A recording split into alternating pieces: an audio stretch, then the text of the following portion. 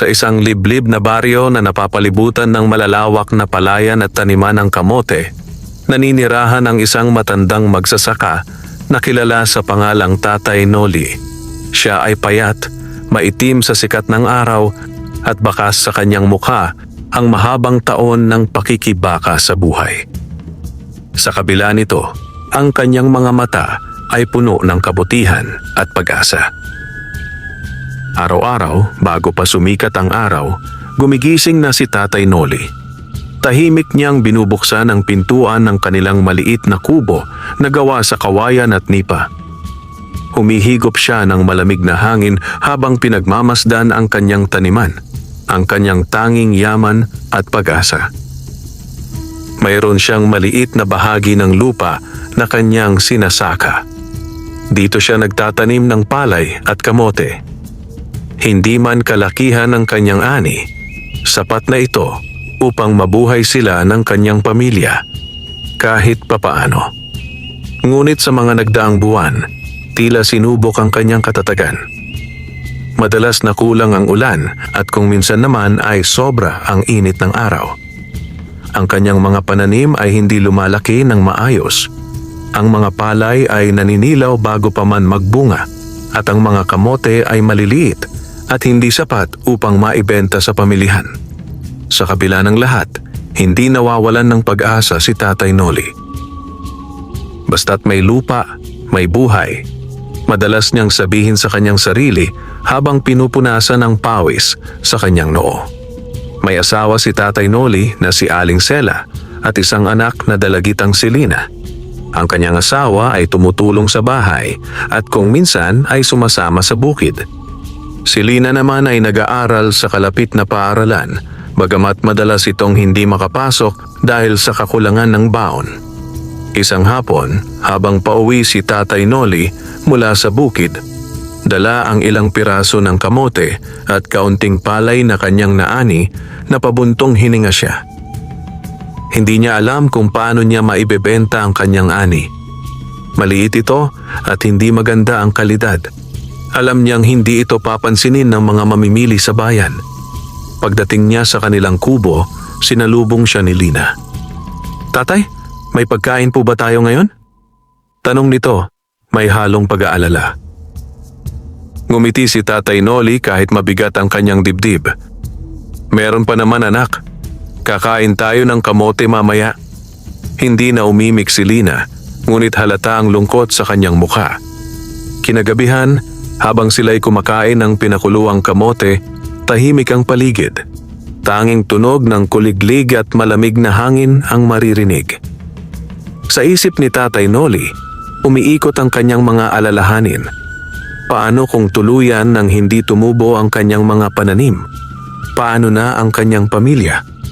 Nang gabing iyon, hindi agad nakatulog si Tatay Noli.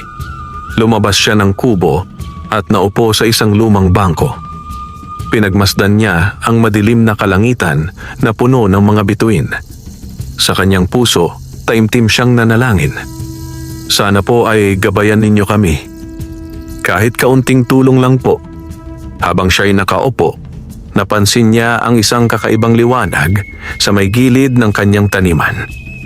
Sa una, inakala niyang ito'y alitap-tap lamang, ngunit napansin niyang mas maliwanag ito at tila gumagalaw ng dahan-dahan.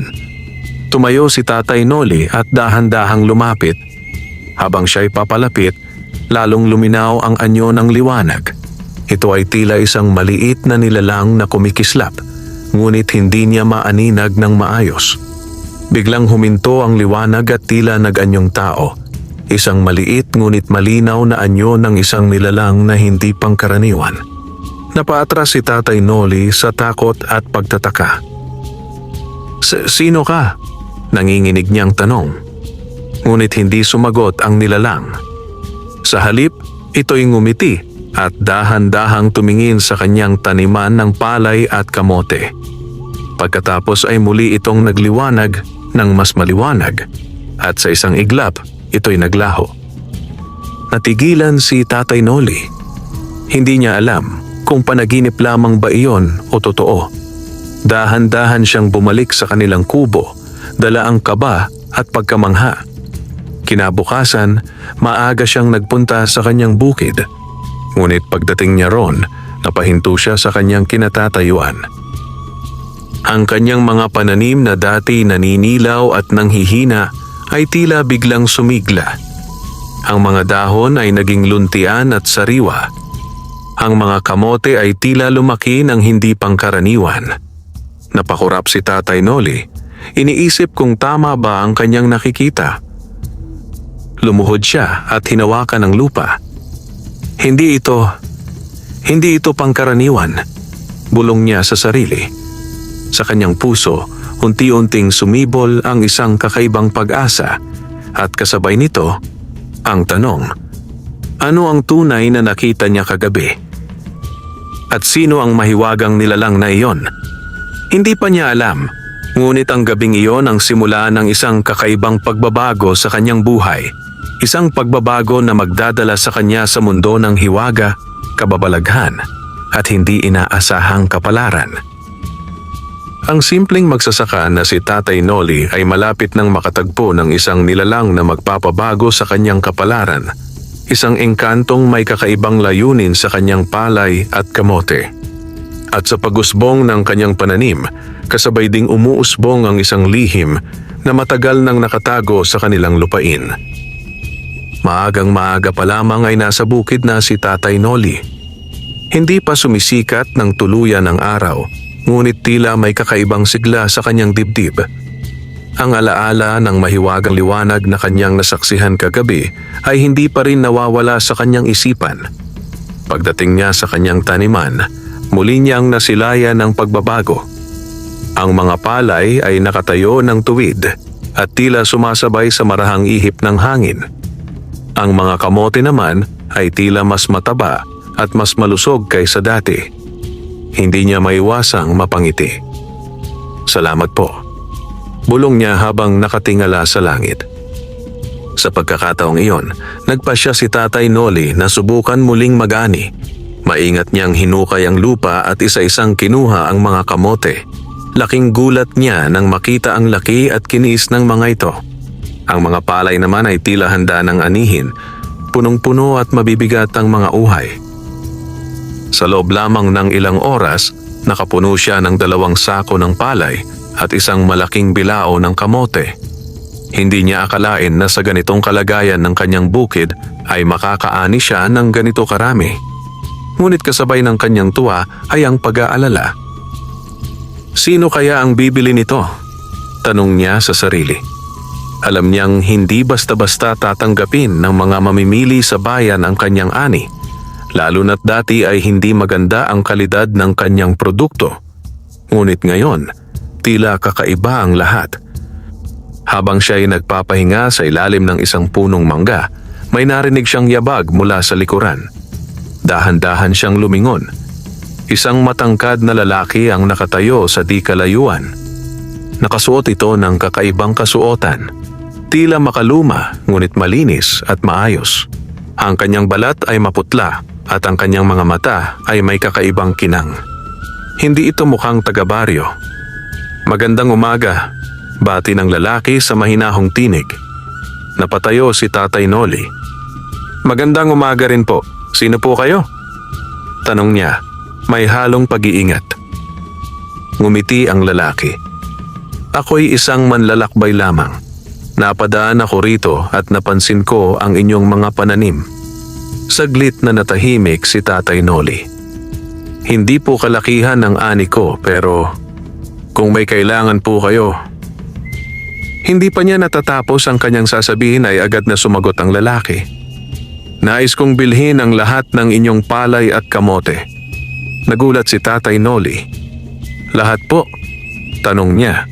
Hindi makapaniwala. Tumango ang lalaki. Oo, lahat. Napakamot sa ulo si Tatay Noli. Hindi po kaya mahal? Hindi naman po ito ganon kaganda para ibenta ng mahal. Ngumiti ang lalaki, ngunit may kakaibang lalim ang kanyang tingin. Ako na ang bahala sa halaga. Sabihin ninyo lamang kung magkano. Natahimik si Tatay Noli. Hindi siya sanay magpresyo ng mataas.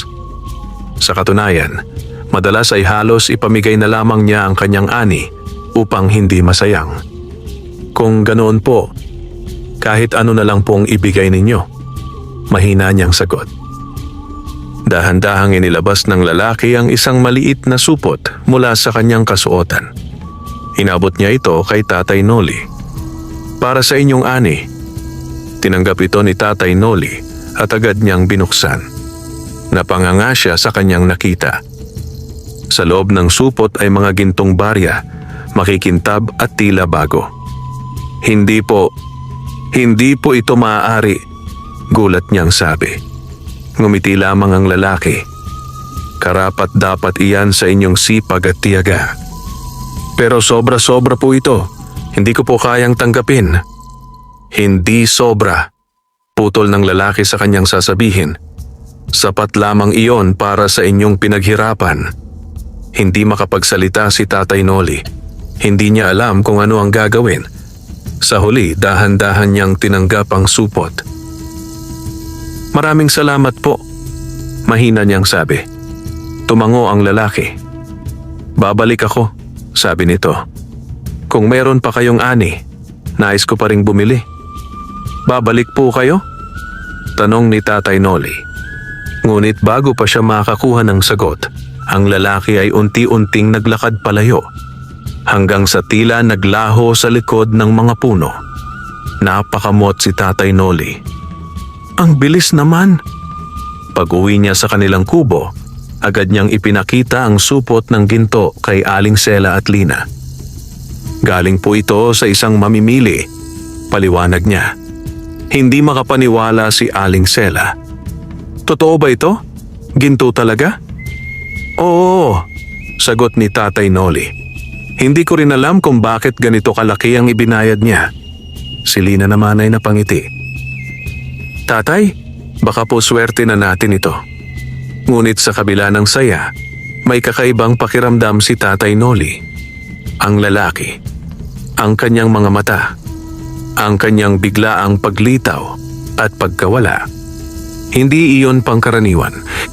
Kinagabihan, muli siyang lumabas ng kubo at tumingin sa kanyang bukid. Tahimik ang paligid, ngunit tila may nagmamasid. Sa di kalayuan, muli niyang nakita ang munting liwanag na sumasayaw sa hangin. At sa pagkakataong iyon, malinaw na sa kanyang isip, may kaugnayan ang mahiwagang nilalang na iyon sa misteryosong mamimili. At sa puso ni Tatay Noli, unti-unting nabuo ang isang tanong. Ang taong bumili ng kanyang ani, tao nga ba talaga? Hindi mapakali si Tatay Noli ng gabing iyon.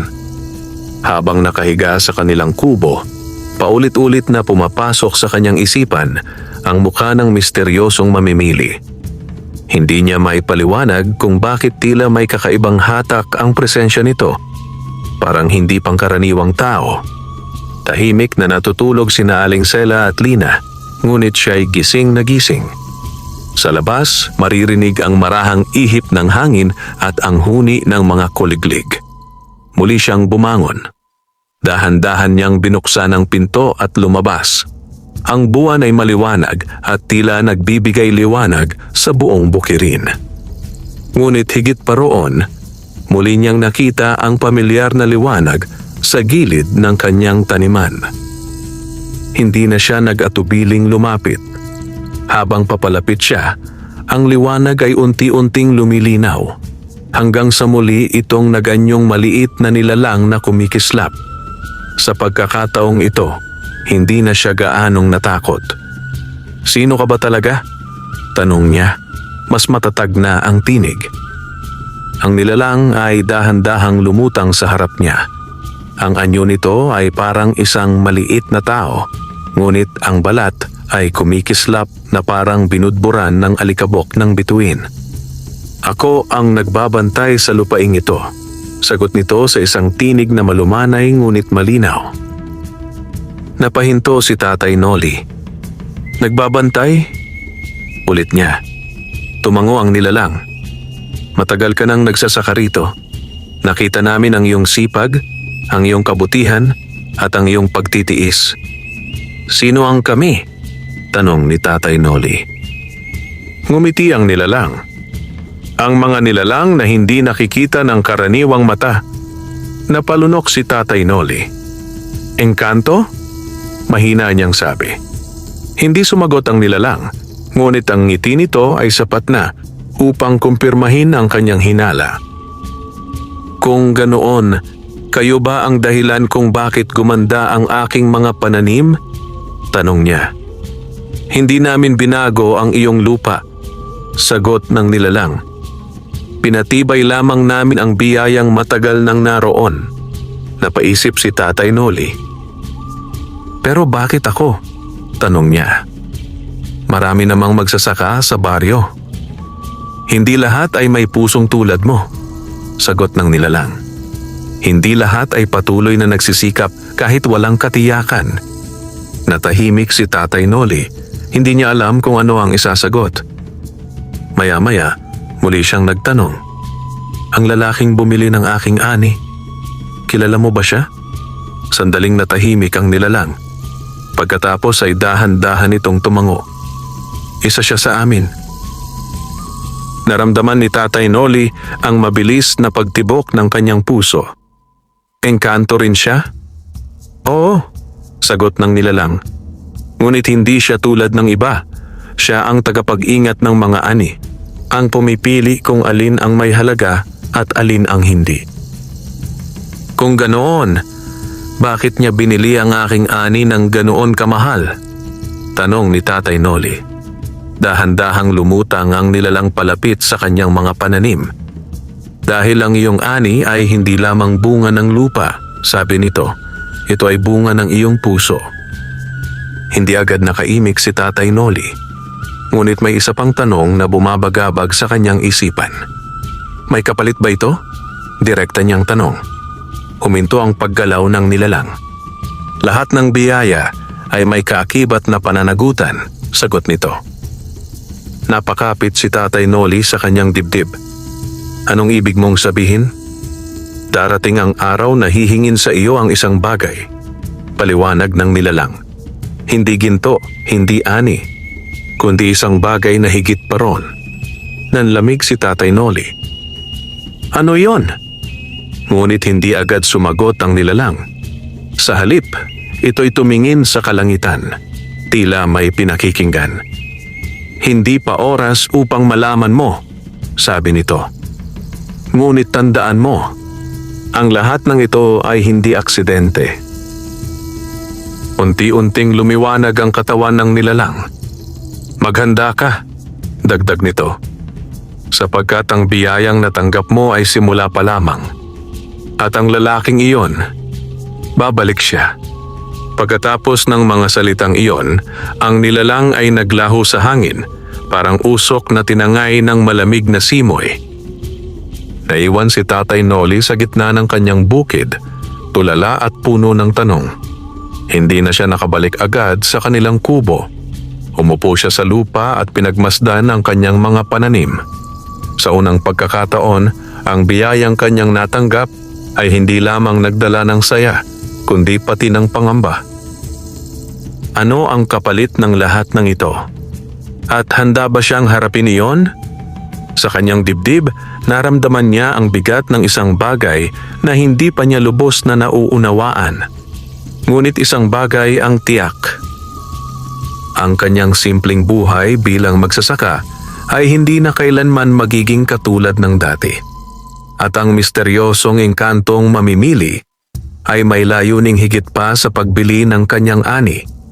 Lumipas ang ilang araw mula nang makausap ni Tatay Noli ang mahiwagang nilalang sa kanyang bukid, ngunit hindi pa rin nawawala sa kanyang isipan ang mga sinabi nito. Ang mga salitang may kapalit ay tila paulit-ulit na bumabalik sa kanyang pandinig. Sa kabila nito, patuloy pa rin ang kanyang pagsasaka. Sa tulong ng hindi may paliwanag na biyaya, lalo pang sumigla ang kanyang taniman. Ang mga palay ay nagsimulang magbunga ng sagana at ang mga kamote ay lalong dumami at lumaki. Sa unang pagkakataon sa mahabang panahon, hindi na lamang sapat ang kanyang ani. Sobra-sobra pa ito. Dahil dito, nakabili si Aling Sela ng mas maayos na pagkain at si Lina ay nakapasok na muli sa paaralan ng may baon. Ngunit habang lumilipas ang mga araw, may isang bagay na hinihintay si Tatay Noli, ang pagbabalik ng misteryosong mamimili. Isang hapon, habang siya ay nagbubuhat ng bagong aning palay, may narinig siyang pamilyar na tinig mula sa likuran. "Magandang araw, Tatay Noli." Parang kinabahan ng kanyang dibdib. Dahan-dahan siyang lumingon. Naroon muli ang lalaki. Nakasuot ng parehong kasuotan. May maamong mukha ngunit may kakaibang kinang ang mga mata. "Bumalik po kayo," sabi ni Tatay Noli, pilit na pinapakalma ang sarili. "Oo," sagot ng lalaki. "Tulad ng aking sinabi." Napatingin ang lalaki sa mga sako ng palay at mga nakahandang kamote. "Mas marami ang inyong ani ngayon," sabi nito. "Oo nga po, hindi ko rin alam kung paano nangyari," sagot ni Tatay Noli. Ngumiti ang lalaki. "Alam mo," sabi nito, "ang lupa ay may sariling alaala at kapag ito'y minahal, nagbibigay ito ng higit pa sa inaasahan." Hindi agad sumagot si Tatay Noli. Sa halip, pinagmasdan niya ang lalaki.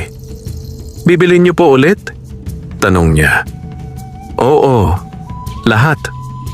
Ngunit sa pagkakataong ito, hindi agad natuwa si Tatay Noli.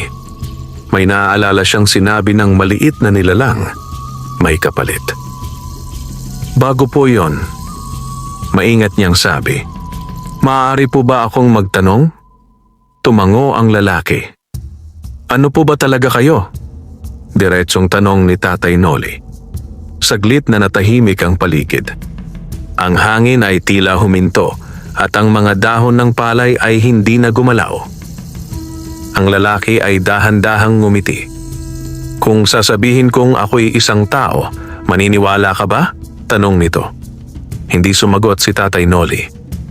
"Kung sasabihin ko namang hindi, matatakot ka ba?" dagdag nito. "Hindi po," sagot ni Tatay Noli, bagamat may kaba sa kanyang dibdib. "Mas gusto ko pong malaman ang totoo." Tumango ang lalaki. "Ako ay isang engkanto," payapang sagot nito. "Isang tagapangalaga ng kasaganaan sa lupaing ito." Hindi na nagulat si Tatay Noli. Sa halip, tila may bahagi sa kanya na matagal nang naghihintay sa sagot na iyon.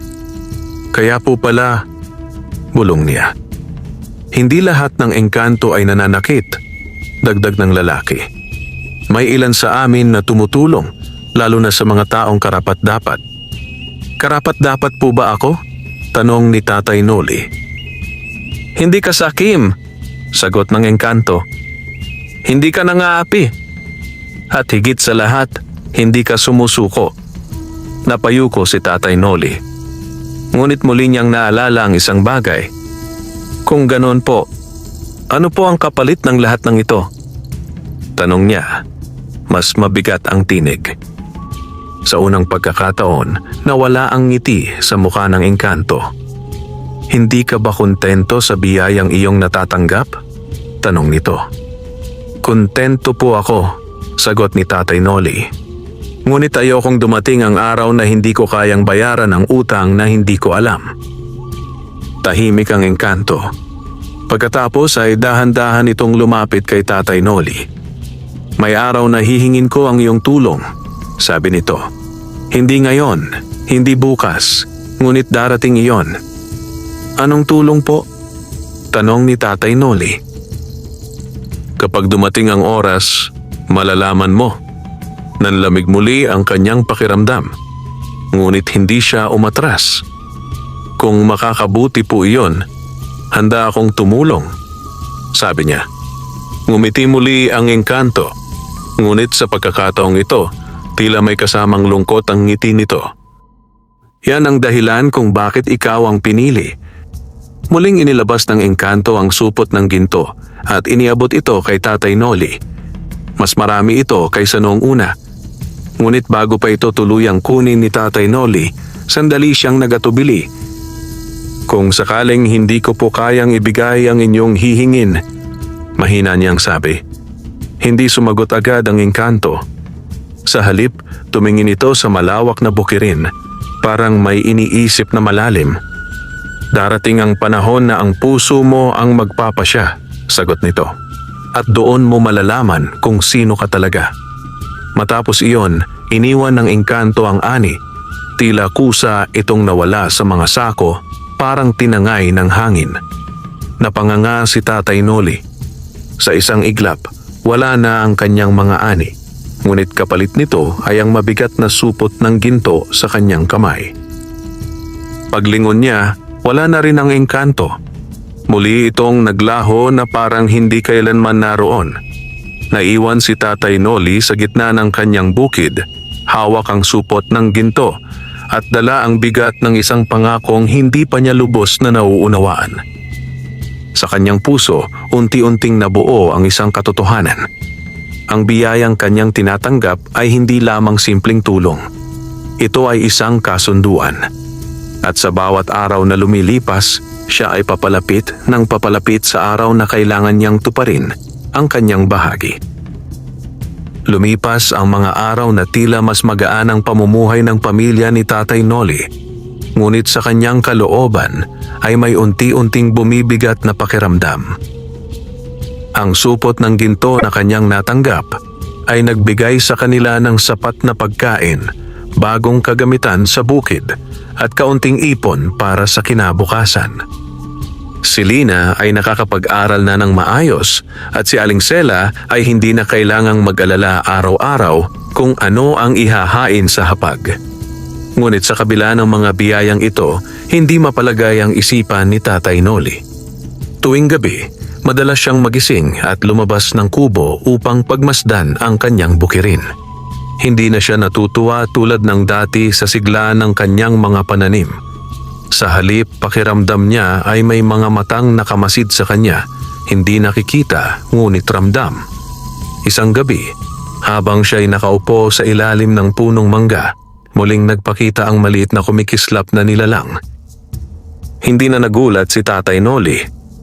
"Bumalik ka na naman," sabi niya. "Ako'y laging narito," sagot ng nilalang. "Bantay kayo ng lupa, hindi ba?"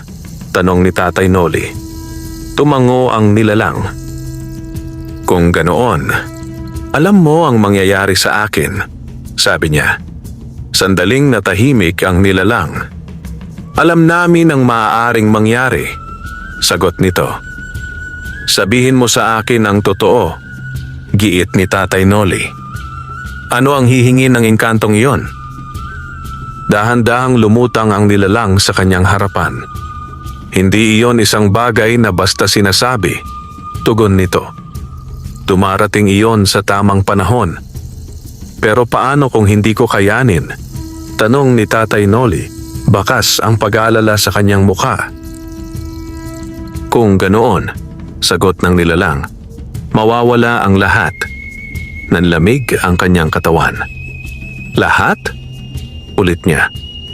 "Ang biyaya, ang ani, ang kasaganaan," paliwanag ng nilalang, "at maaaring higit pa roon." Napayuko si Tatay Noli. Sa unang pagkakataon, naramdaman niyang para siyang nahulog sa isang bagay na hindi niya lubos na nauunawaan.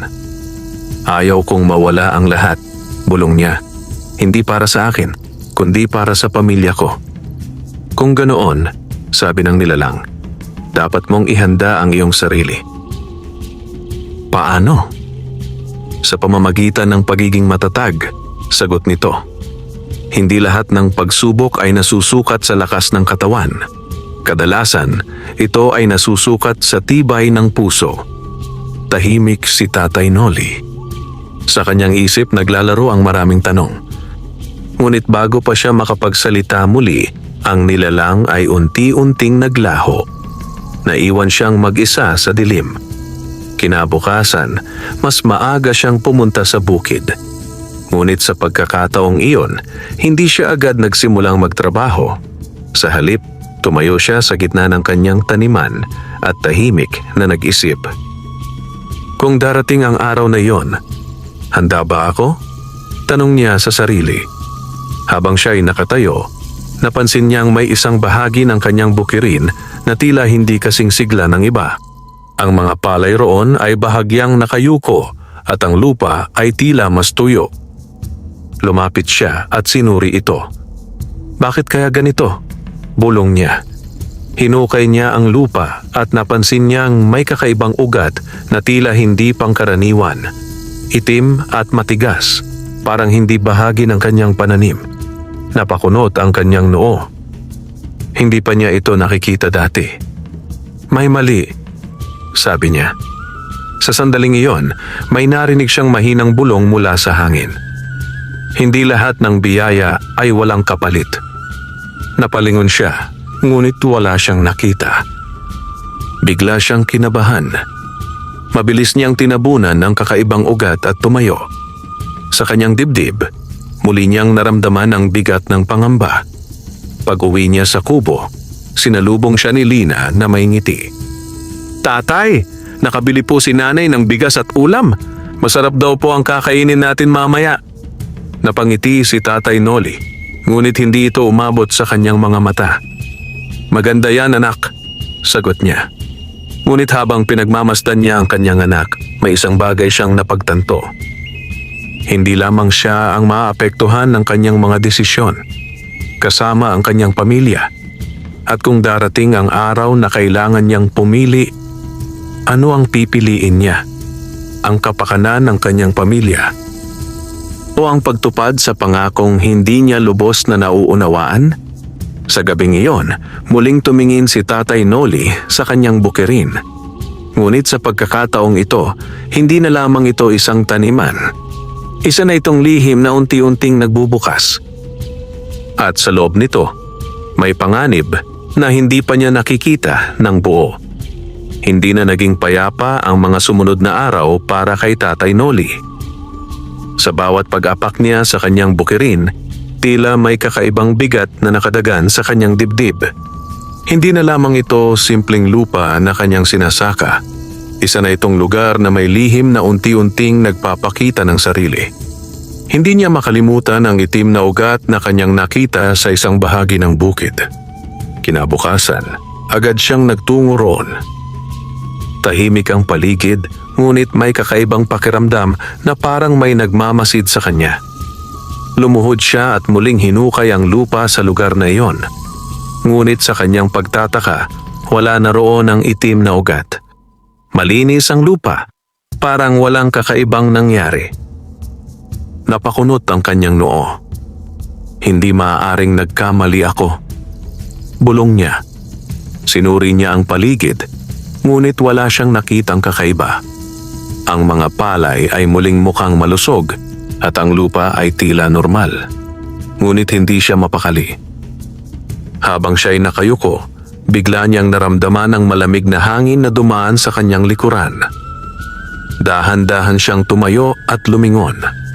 Sa di kalayuan, sa pagitan ng mga puno, may nakita siyang anino. Isang anyo ng tao, ngunit hindi malinaw. Hindi ito gumagalaw. Tila nakatingin lamang sa kanya. Tao ba yan? Mahina niyang tanong sa sarili. Dahan-dahan siyang lumapit, ngunit habang siya'y papalapit, ang anino ay unti-unting naglaho. Parang usok na tinangay ng hangin. Napahinto si Tatay Noli. Sa kanyang dibdib, bumilis ang tibok ng kanyang puso. Hindi na ito basta-basta pangamba. May kasama na itong takot. Sa araw ding iyon, napansin niya ang isa pang kakaiba. Ang bahagi ng kanyang bukid na dati may itim na ugat ay tila hindi na kasing sigla ng iba. Bagamat hindi pa halata, may bahagyang pagbabago sa kulay ng mga dahon. Tila may unti-unting naninilaw. May nangyayari dito, sabi niya. Hindi na siya nagtagal pa sa bukid at agad siyang umuwi. Pagdating niya sa kanilang kubo, nadatnan niyang masaya si Lina at abala si Aling Sela sa paghahanda ng pagkain. Tatay, dumating po si Mang Isko kanina, sabi ni Lina. Sabi niya, ang ganda raw po ng ani ninyo ngayon. Ngumiti si Tatay Noli, ngunit pilit lamang. Ganun ba? Sagot niya. Habang sila'y kumakain, Tahimik si Tatay Noli. Napansin ito ni Aling Sela. Bakit parang may iniisip ka? Tanong nito. Wala siyang nais sabihin sa kanila. Ayaw niyang mag-alala ang kanyang pamilya. Wala yon, sagot niya. Napagod lang ako. Ngunit hindi kumbinsido si Aling Sela. Mag-ingat ka sa bukid, dagdag nito. Minsan, hindi lahat ng biyaya ay basta na lang dumarating. Napatingin si Tatay Noli sa kanyang asawa. Parang may alam ito. O marahil, ramdam lamang nito ang kanyang pinagdadaanan. Kinagabihan, muli siyang lumabas. Ngunit sa pagkakataong ito, hindi siya naghintay ng liwanag. Sa halip, siya ang naghahanap. Lumakad siya patungo sa bahagi ng bukid kung saan niya nakita ang anino. Tahimik ang paligid. Ngunit bigla niyang narinig ang isang mahinang tinig. Hindi lahat ay dapat tinatanggap. Napalingon siya. Sa likod ng isang puno, may isang matandang lalaki na nakasuot ng maruming kasuotan. Ang kanyang mukha ay kulubot at ang kanyang mga mata ay tila puno ng babala. Sino ka? Tanong ni Tatay Noli. Ako ang nakakita sa nangyari sa lupang ito, sagot ng matanda. Anong ibig mong sabihin? Tanong niya. Dahan-dahang lumapit ang matanda. Ang lupang ito ay hindi basta lupa lamang, sabi nito. Matagal na itong binabantayan, hindi lamang ng mabubuting nilalang. Nanlamig si Tatay Noli. May iba pa bang engkanto? Tanong niya. Higit pa roon, sagot ng matanda. May mga nilalang na naiinggit sa biyayang natatanggap mo. Bakit ako? Tanong niya. Dahil ikaw ang pinili, sagot ng matanda. At ang pagpili na iyon ay hindi lamang biyaya, ito rin ay panganib. Tahimik si Tatay Noli. Ang itim na ugat na nakita mo, dagdag ng matanda, ay simula pa lamang. Napahigpit ang kanyang pagkakahawak sa kanyang damit. Ano ang mangyayari? Tanong niya.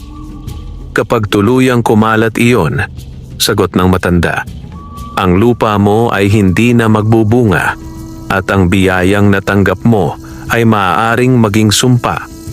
Napaatras si Tatay Noli. Paano ko ito mapipigilan? Tanong niya. Ngunit hindi sumagot ang matanda. Sa halip, unti-unti itong naglaho sa dilim. Katulad ng aninong kanyang nakita kanina. Naiwan siyang mag-isa, puno ng takot at pagkalito. Sa gabing iyon, hindi na siya nakatulog. Sa kanyang isip, nagsimula ng magtagpo ang mga piraso ng lihim. Ang engkantong mamimili, ang mahiwagang nilalang, at ang aninong nagmamasid sa kanyang bukid. Hindi lahat ng ito ay kakampi niya. At sa bawat araw na lumilipas, ang laban ay papalapit ng papalapit. Isang laban na hindi lamang para sa kanyang ani, kundi para sa kanyang buhay at sa kanyang pamilya. Sumikat ang araw na tila may dalang kakaibang bigat sa paligid.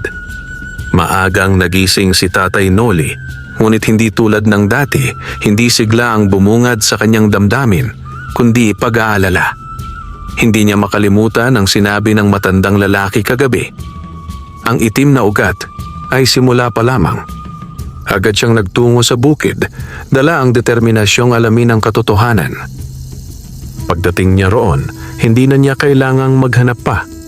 Ang bahagi ng kanyang taniman na dati bahagyang naninilaw ay ngayon ay mas malinaw na ang pagbabago. Ang mga dahon ay unti-unting kumukulubot at ang lupa ay tila nawawalan ng buhay. Lumuhod siya at hinukay ang lupa at doon niya muling nakita ang itim na ugat. Ngunit sa pagkakataong ito, hindi na lamang iisa. Marami na ito. Nagkakabit-kabit, parang mga ugat na unti-unting kumakalat sa ilalim ng kanyang lupa. Napaatras si Tatay Noli. Hindi ito maganda, Bulong niya. Habang siya'y nakatitig sa lupa, bigla niyang narinig ang isang malamig na tinig mula sa likuran. Hindi mo mapipigilan niyan. Napalingon siya. Naroon ang anino, ngunit ngayon ay mas malinaw na. Isa itong lalaking maitim ang kasuotan, matangkad, at may mga matang tila walang buhay. Ang kanyang presensya ay nagdudulot ng kakaibang lamig sa paligid. "Sino ka?" tanong ni Tatay Noli, pilit na pinatatatag ang kanyang loob. "Ako ang nararapat sa lupang ito," sagot ng lalaki.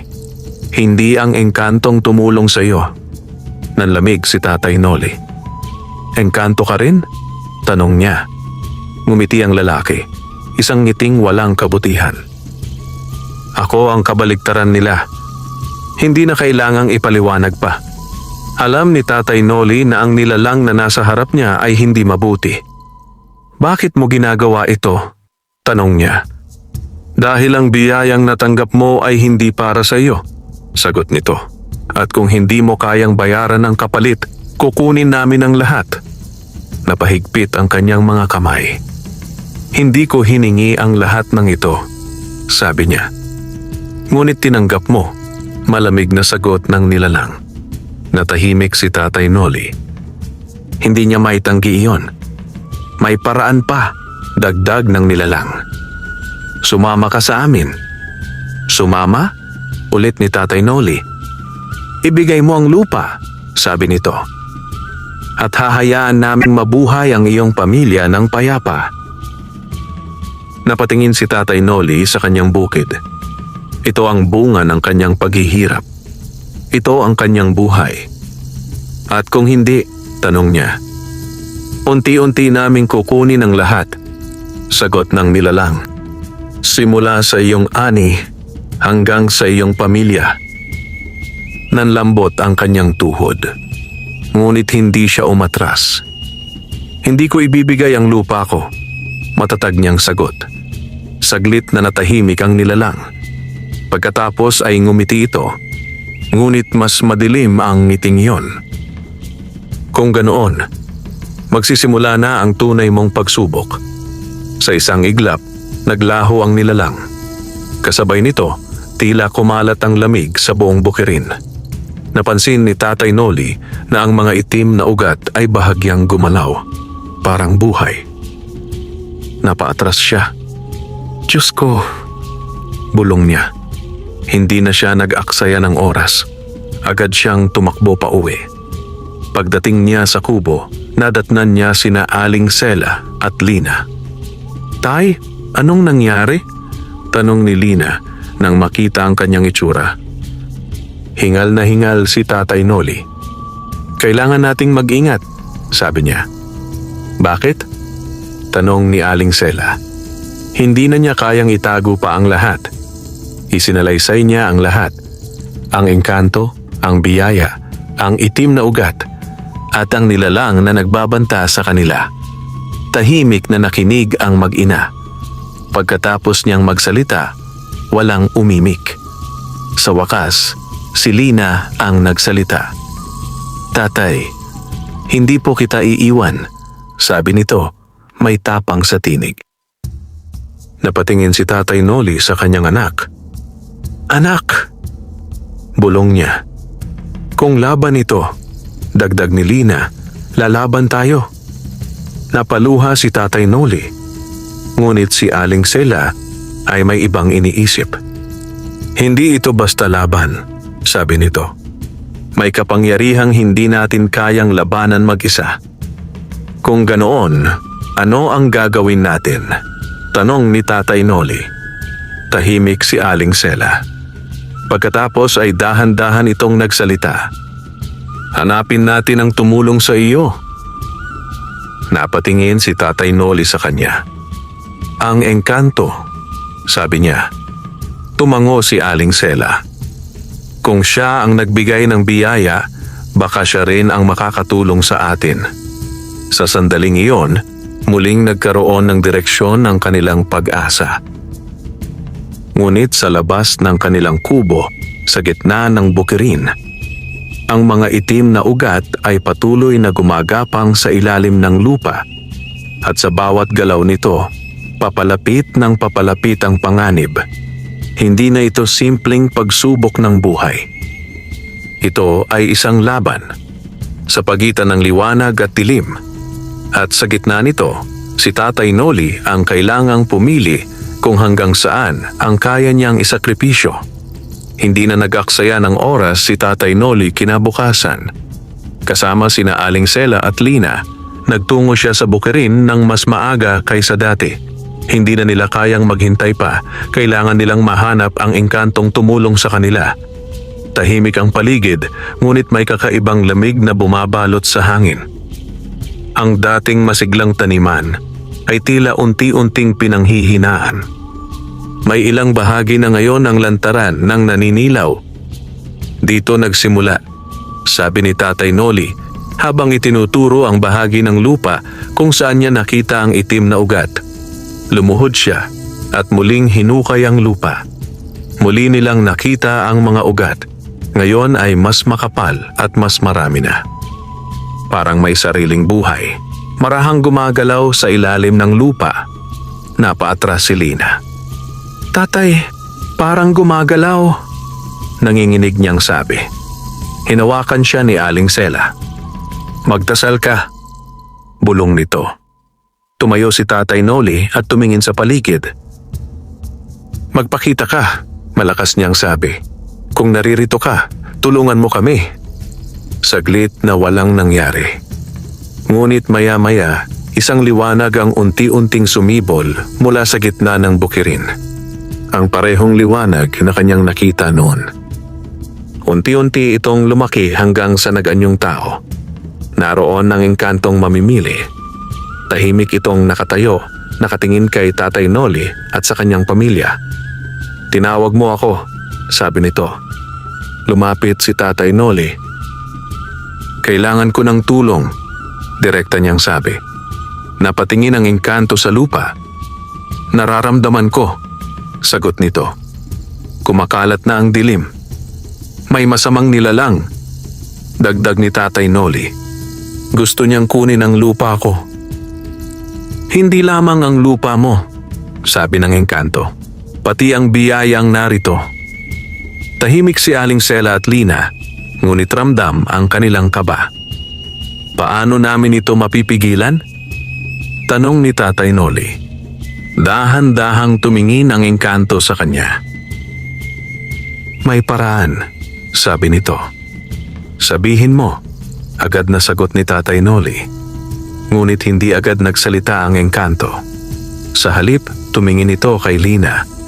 At sa sandaling iyon, parang may malamig na dumaan sa katawan ni Tatay Noli. Hindi, bulong niya.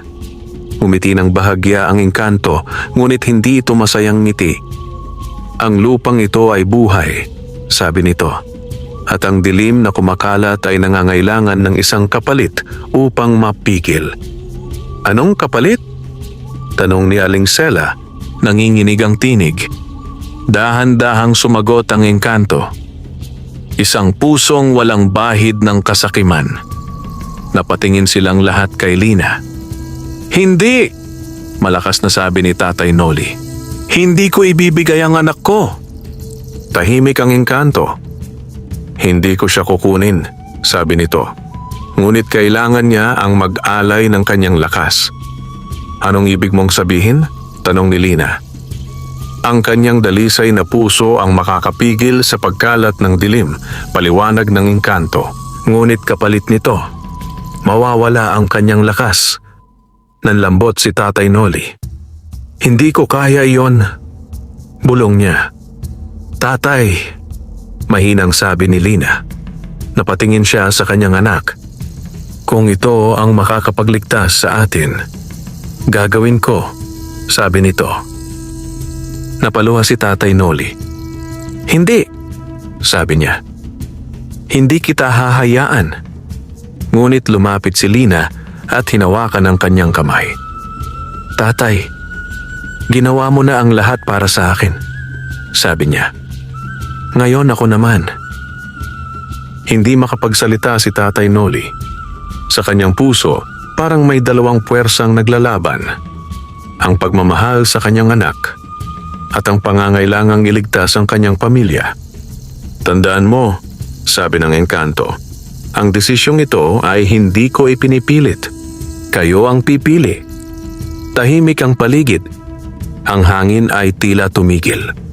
At sa ilalim ng kanilang mga paa, ang mga itim na ugat ay patuloy na gumagalaw. Dahan-dahang napaluhod si Tatay Noli. Hindi niya alam kung paano haharapin ang ganitong pagsubok. May iba pa bang paraan? Tanong niya. Halos pabulong. Matagal bago sumagot ang engkanto. Mayroon, sabi nito. Ngunit iyon ay mangangailangan ng higit pang sakripisyo. Napatingin si Tatay Noli. Ano yon? Dahan-dahang tumingin ang engkanto sa kanya. Ang buhay na nagpasimula ng kasunduang ito ay maaaring siyang magtapos nito. Nanlaki ang kanyang mga mata. Ako? Bulong niya. Tumango ang engkanto. Kung pipiliin mong ikaw ang mag-alay, sabi nito, mawawala ang dilim. Ngunit mawawala ka rin sa mundong ito. Napayuko si Tatay Noli. Sa sandaling iyon, tila tumigil ang kanyang mundo. Sa kanyang harapan, dalawang landas ang nakabukas. Ang isakripisyo ang kanyang anak o ang isakripisyo ang kanyang sarili. Walang madaling piliin. Walang tamang sagot. Sa kanyang puso, naramdaman niya ang pinakamabigat na pagsubok sa kanyang buong buhay. At sa gitna ng katahimikan, kailangan niyang magpasya. Tahimik ang buong paligid. Ang hangin ay tila huminto. At ang bawat tibok ng puso ni Tatay Noli ay malinaw niyang naririnig sa kanyang dibdib. Sa kanyang harapan ay ang kanyang anak na si Lina. Walang takot, handang ialay ang sarili. Sa kabilang banda ay ang engkantong naghihintay ng kanyang sagot. Hindi niya kayang magsalita agad. Unti-unti siyang tumayo at lumapit kay Lina. Hinawakan niya ang mukha ng kanyang anak. Pinagmasdan ang inosente nitong mga mata. Anak? Mahina niyang sabi, nanginginig ang kanyang tinig. Hindi kita kayang isakripisyo. Ngumiti si Lina, ngunit may lungkot sa kanyang mga mata. Tatay, hindi ito sakripisyo kung para sa inyo, sagot nito. Ngunit umiling si Tatay Noli. Hindi, mariin niyang sabi. Ang magulang ang dapat nagsasakripisyo para sa anak, hindi ang kabaligtaran. Napaluha si Lina. Tatay, ngunit niyakap siya ni Tatay Noli. Mahigpit. Parang ayaw na siyang pakawalan. Pagkatapos ay dahan-dahan siyang lumayo at humarap sa engkanto. Napagdesisyonan ko na, sabi niya. Tahimik ang engkanto, nakatingin lamang sa kanya. Ako ang mag-aalay, dagdag ni Tatay Noli. Napasinghap si Aling Sela. Noli, hindi! Sigaw niya. Ngunit tumingin si Tatay Noli sa kanyang asawa. Alagaan mo sila, mahina niyang sabi. Ito lang ang paraan. Napaluha si Aling Sela. Hindi namin kaya kung wala ka, bulong nito. Ngunit ngumiti si Tatay Noli, isang ngiting puno ng pagmamahal at pagtanggap. Mas kakayanin ninyo kaysa mawala siya, sabi niya, sabay tingin kay Lina. Tahimik na umiiyak si Lina. Hindi po, ayoko po, sabi nito. Ngunit lumapit si Tatay Noli at hinawakan ang kanyang mga kamay. Anak, tandaan mo, ang tunay na lakas ay hindi nasusukat sa kapangyarihan, kundi sa puso, sabi niya. Hindi na napigilan ni Lina ang kanyang pag-iyak. Niyakap niya ang kanyang ama ng mahigpit. Pagkatapos ng ilang sandali, dahan-dahang humiwalay si Tatay Noli. Huminga siya ng malalim at humarap muli sa engkanto. Handa na ako, sabi niya.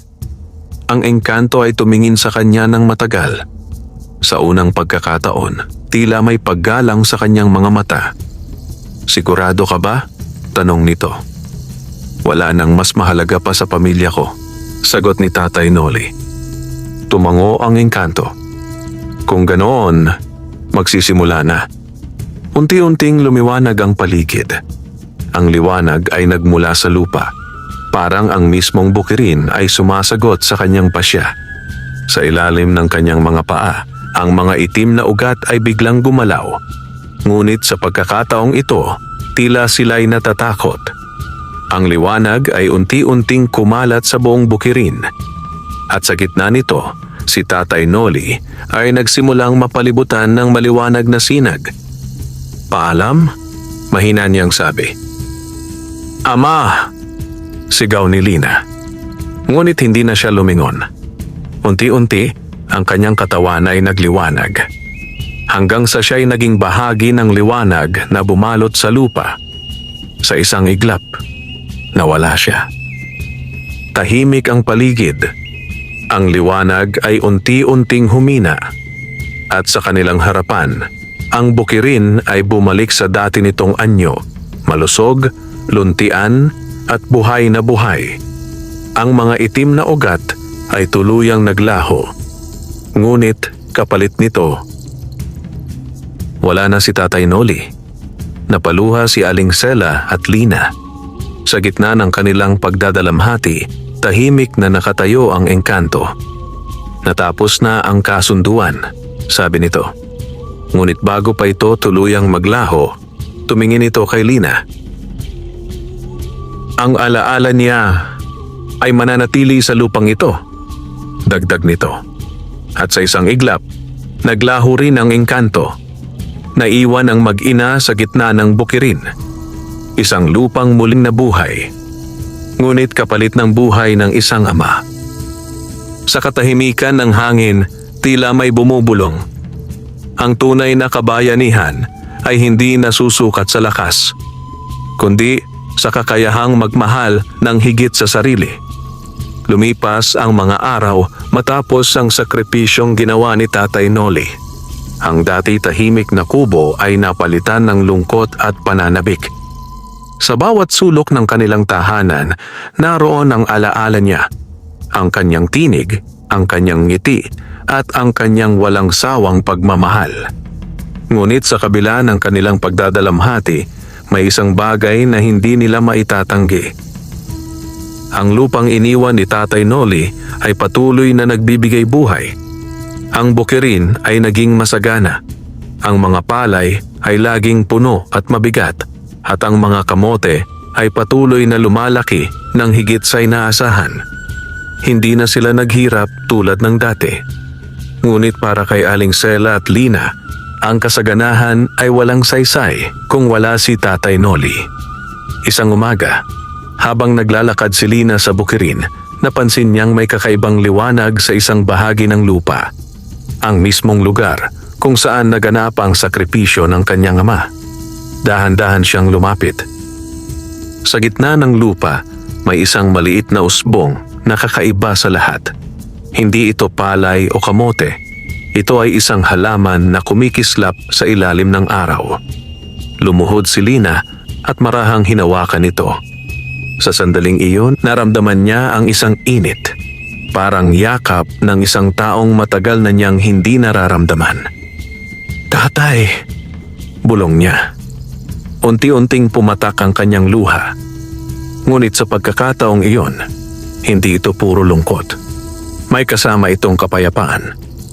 Parang sinasabi ng kanyang puso, narito pa rin siya.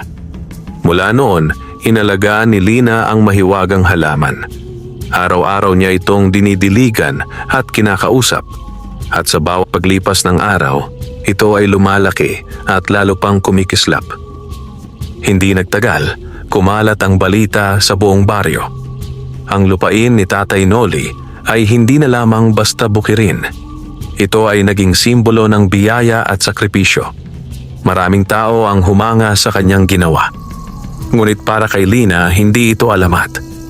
Ito ay kwento ng kanyang ama. Isang araw, habang siya'y nag-aalaga ng halaman, may narinig siyang pamilyar na tinig. Lumaki ka na. Napalingon siya.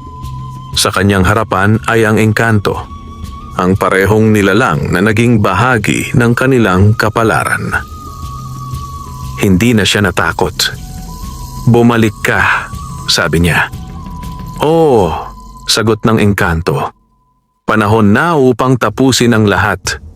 Napatingin si Lina sa halaman. "Ano ito?" tanong niya. "Yan ang bunga ng sakripisyo ng iyong ama," sagot ng engkanto.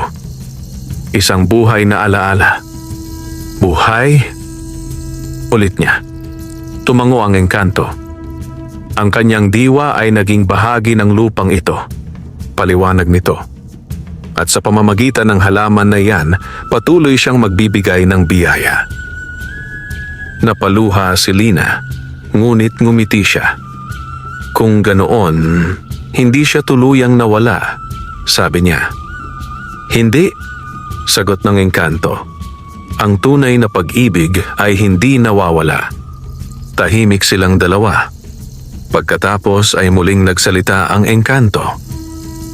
"Lina," sabi nito, "ikaw na ngayon ang tagapangalaga ng lupang ito." Nagulat siya. "Ako po?" Tumango ang engkanto. "Nasa iyo na ang lakas ng iyong ama," sabi nito. "Hindi bilang kapangyarihan, kundi bilang puso." Napahawak si Lina sa kanyang dibdib. Sa sandaling iyon, naramdaman niya ang kakaibang tapang.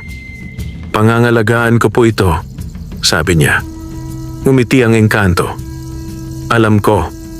Unti-unti itong naglaho, kasabay ng marahang pagliwanag ng paligid. Mula noon, ipinagpatuloy ni Lina ang sinimulan ng kanyang ama. Kasama si Aling Sela, pinangalagaan nila ang bukirin.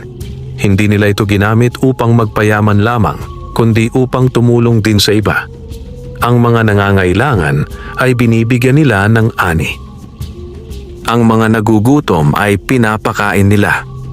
At ang lupang iyon ay naging simbolo ng kabutihan. Sa bawat ani, sa bawat bunga ng lupa, naroon ang alaala ni Tatay Noli, isang ama na nagmahal ng higit sa kanyang sarili. Isang magsasaka na pinili ang tama kahit mahirap, at isang tao na ang puso ay naging ilaw, na patuloy na nagbibigay liwanag sa iba. Sa huli, ang kanyang kwento ay hindi nagtapos sa kanyang pagkawala. Bagkus, doon ito nagsimula. Sa bawat pusong natutong magmahal, magsakripisyo at magbigay. At sa tahimik na ihip ng hangin sa bukirin, tila may bumubulong. Ang tunay na kayamanan ay hindi nasusukat sa ginto, kundi sa kabutihang naiiwan sa puso ng iba. Wakas,